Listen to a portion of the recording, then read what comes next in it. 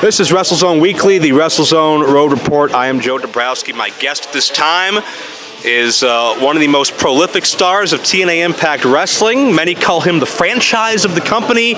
He is EC3 Ethan Carter III. Thank you for joining me today. Oh, Joe, you know, I've known you a long time, and it just honors me, that introduction. Face of a franchise. That's me. Now, we go back a long way. When was your first match in wrestling? My first, oh man, was it 2003-ish? Maybe, I think I was 19. And it was against Crazy Kid Bielik, and it was at West 125th Street in Cleveland at the Stars of Lebanon Hall. It was in a parking lot, and my theme music came from a Pontiac Grand Am speaker. So, obviously, the perfect debut. From very simple, humble times to being seen the world over today as part of Impact Wrestling, the EC3 character was obviously originally steeped in a lot of arrogance, the whole 1% deal. Have you found any challenges in the transition to being the more heroic babyface franchise role that you enjoy today? Well, that's a dire question. It's a great question. I think what's important is to not lose what made the character, which is some sort of, I guess, snootiness or arrogance or just a personality that attracted people to it in the first place. Honestly, I think as the heroic part took over, that was kind of lost. And even coming off of Bound for Glory, I think that's something I need to reclaim. Not saying, as the internet would say, he needs to turn heel. No, I don't believe that. I think I just need that edge again. And I think suffering a loss like that is a great place to start finding it. Now, a lot of people have referred to you as the talent that WWE let slip away, or the one they overlooked, whatever the case may be on that. Who are some of the other talents in TNA Impact Wrestling? For somebody that may have not followed through the Pop TV era right now, maybe they're not watching as regularly as they were maybe in the Spike era, who are some of those other talents that maybe didn't get their just due elsewhere, or are just coming up now that you think wrestling fans need to pay attention to? That's another great question. Personally, everything happens for a reason. Things happen. Whatever happened in the past made me who I am today. It made me better. It made me want to succeed more. It made me strive harder, thrive better, whatever it may be. So things happen, and you know, sometimes you're in the wrong place at the wrong time, or you're in the right place at the wrong time, or the wrong place at the right time. The only time it really works is when you're in the right place at the right time. You know, for TNA, myself, I was in the right place at the right time. WWE, I guess it was one of the other three options. Regardless, talent, we have a plethora of talent, you know, that may have slipped through the cracks or been overlooked, or, you know, other circumstances happen. You know, it's wrestling. If you get to a certain level, you obviously have a lot of talent or something special, an ability. Who can we watch in TNA? I mean, we can go down the line. We have, you know, Drew Galloway, Aaron Rex, personal homegrown products like DJZ finally coming into his own, you know. Well, I mean, like Moose came over and, you know, from Ring of Honor, doing a great job and, you know, learning a different style. Same with like a Michael Bennett. Eddie Edwards, I think, is one of the top talents in the industry, and, you know, he's currently our heavyweight champion, and kudos to him. You know, maybe he got overlooked in a sense because he was part of a really dynamic tag team, but with Davey's injury, he really had a chance to stand out on his own, and he's doing that. And it's great to see so much talent really coming to the forefront and getting their groove. Obviously, the Hardys are hot right now. Obviously, they're so hot. Those Hardys are so hot right now.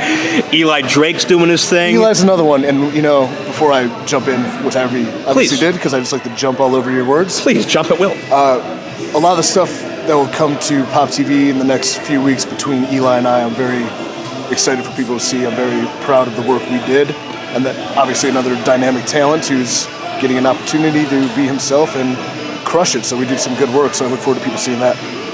Absolutely, and I got to throw in a shout out for Spud too. You're on again, off again, friend slash rival slash bromance partner slash. You've been pretty much everywhere with him. But we've literally been everywhere, and, you know, I don't know what to say. What more needs to be said? Kayfabe was set. No, yeah, Spud is. Even if I have utter and just an awful amount of disdain for him, I recognize the talents he has and the brain he has, and his passion and ability. So he's very easy to both love and hate. I've noticed over the years. Very important. He's very polarizing and dynamic in that way. But he'll get the reaction he's supposed to get. So absolutely. Now, speaking of a bit of a polarizing climate, obviously a lot of the talk has been on a lot of the internal maneuverings within the company. What was your first reaction when you had heard of the sort of the change in titles, so to speak, between Billy Corgan becoming the president and Dixie now being the chairman? Well, it seemed like a business decision that made sense. Billy Corgan's name carries a great deal of weight and value, especially in the entertainment industry. And when that was announced to us, it seemed like it was a business decision that would benefit the company involved. And I'm surprised we didn't lead off with this. The current climate, the current state, I can honestly just sit here and tell you, I have no idea. I have no clue, no idea, don't know what's happening, what's going to happen. I'm very confident the company will continue to exist. I just don't know or understand what terms it may be. So who's to say?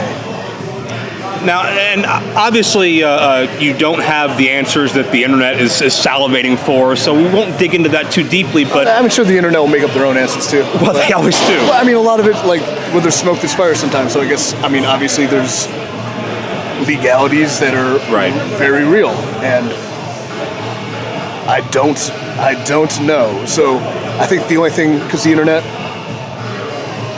No need to make conclusions. Just allow it to develop, and we'll see what happens. Well, talk about that from kind of a talent perspective too, because you're not just somebody speculating on the internet here. This is your job. This is your livelihood.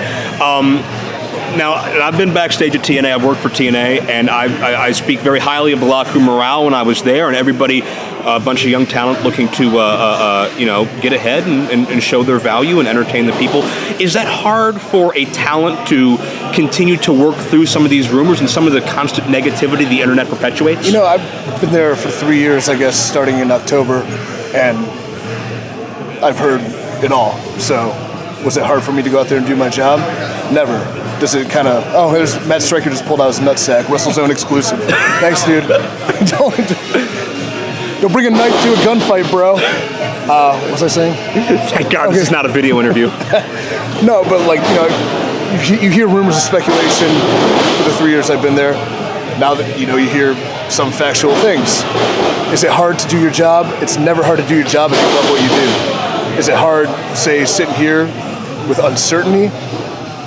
Yes, but again, just like I said earlier, with things that happened to me in the past, everything happens for a reason. I truly believe that, and I think everything will happen for a reason. I feel everything will work out, and hopefully to the benefit of the great talent that TNA does have. Now, we've talked about some of the great talent earlier, and from my perspective, from an outsider looking in, I think the storytelling is very on point. I think there's much more of a focus and a clear direction now compared to even the heyday on Spike TV in a lot of respects. To somebody who maybe it's a bit of a challenge to find Pop TV, or maybe they've fallen out with TNA, give us the 60-second sales pitch on why they should be watching Impact every week. Well, I don't have my notes with me. I think you really stated it very clearly that the storytelling has been on point. I think one thing we've done really well this year is tell stories, hopefully some with conclusive finishes. Wins mean something, losses mean something. People, talent, personalities develop for reasons. I suffered the biggest loss of my career to Bobby Lashley.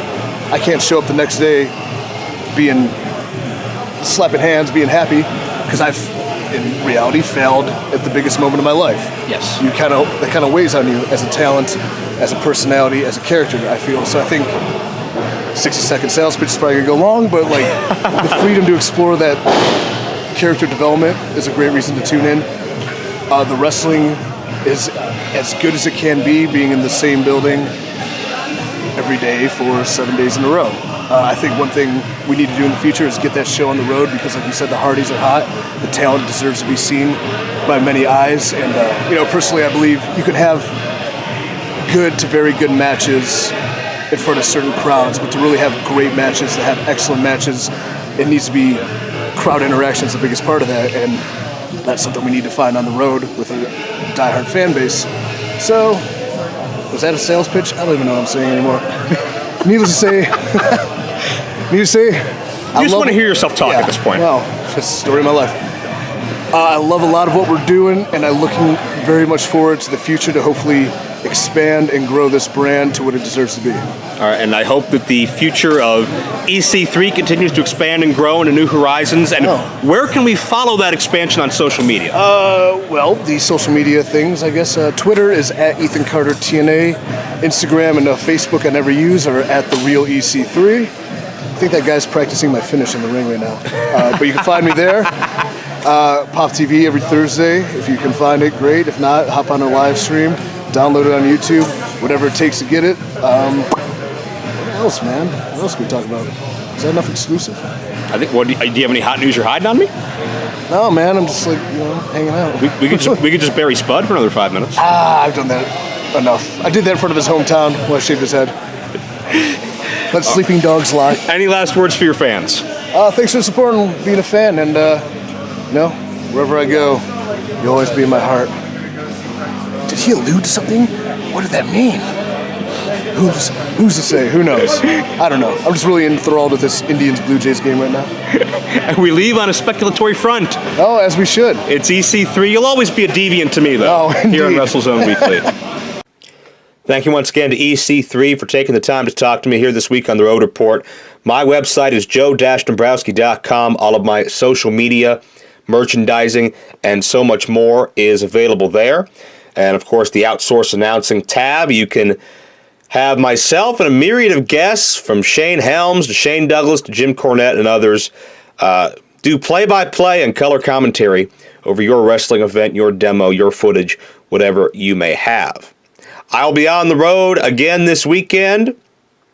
Modern Vintage Wrestling in Wilmington, North Carolina. Deja Voodoo. Big Fan Expo at 4 o'clock. Live wrestling at 7. I'll have the full joe-dombrowski.com table there. You can search Modern Vintage Wrestling or Gimmick Tree Entertainment on social media and get your tickets at gimmicktree.ticketfly.com. Should be a big event. Sting will be there. Kurt Angle, Sabu, Tommy Dreamer, Ron Simmons, my buddy Jason Kincaid, a friend of the show, Bill Apter. A lot of great talents will be on hand. And hope to see some of you there in Wilmington, North Carolina, this Saturday, the 29th of October. Next week on the show, on the Road Report, will be the most bizarre interview I've ever conducted. You can take my interview with Broken Matt Hardy. Those of you who are with me for a while can take anything I've done on camera with Paul London. And those of you who've really been stuck with me for a while can even take the elongated Kevin Nash interview where he eats ravioli through most of the proceedings. Not his fault, by the way. Take all of that, and it pales in comparison to my talk next week with the very bizarre Callahan Death Machine, Sami Callihan, who, formerly known as Solomon Crowe in NXT, and has been tearing it up lately in Lucha Underground and an insane schedule on the Independents. We'll talk about him. And it gets a little bit tense in the air. What kind of tension? You'll have to be here next week to find out. Me and Sami Callihan on the WrestleZone Weekly Road Report coming at you next week.